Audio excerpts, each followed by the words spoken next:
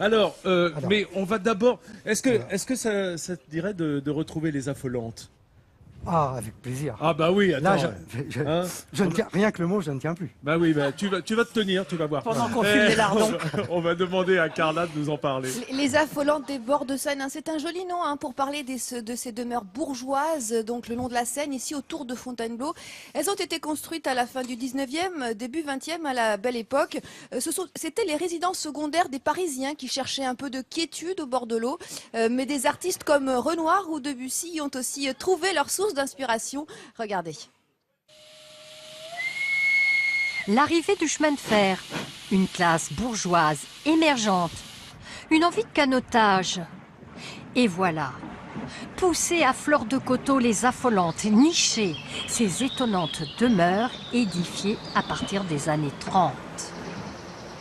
Ils avaient la possibilité de construire au plus près de l'eau parce que, au début du siècle, du 19e, on avait commencé à réguler le cours de la Seine et les crues n'étaient pas aussi dangereuses qu'elles l'étaient auparavant. Voici à Bois-le-Roi le clos Barbeau. Une extravagance de l'architecte Louis Perrin, mélange des styles gothique, renaissance et même art nouveau. Terrasses, balcons, loggias, fenêtres multiples, tout est fait pour la vue, toujours. C'est du toc, mais c'est solide. Comment sont construites ces maisons? En général, c'est de la maçonnerie assez traditionnelle et l'ensemble du décor, d'une façon générale, c'est du rhabillage, c'est purement du décor, y compris de la pierre de parement, des colombages qui sont du plaquage. Pastiche aussi, cette bâtisse Louis XIII, comme 90% des maisons de ce style. Peintres ou musiciens veulent aussi profiter de la beauté du paysage.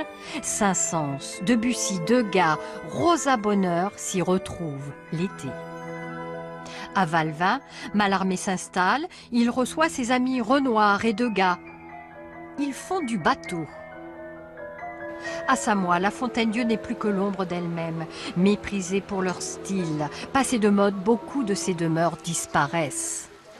Leur multiplicité a fait qu'on en a protégé très peu au titre des monuments historiques. Alors celle-ci est une exception puisqu'elle est inscrite à l'inventaire supplémentaire des monuments historiques.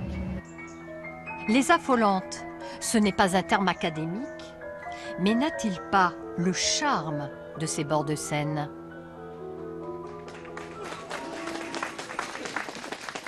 Oh, cette petite gloriette des bords de Seine. Oui, et ces affolantes Elle est sur le sont- bord de l'étang, en fait, c'est juste derrière nous. Hein. En fait, elles sont méconnues du public parce qu'on ne peut les voir que depuis la Seine. Donc, il faut prendre un bateau pour aller les découvrir. Ah bah alors, c'est pas le jour que je choisirais Non, pas aujourd'hui vraiment. pour faire du Et, bateau, du canotage sur la Seine. Aujourd'hui, on va prendre un On brise-glace va, pour y aller. attendre, on va attendre les beaux jours. Certaines sont à vendre, si ça intéresse quelqu'un ici autour de la table. Non, mais elles sont belles, hein, ça fait rêver. hein. Elles sont magnifiques.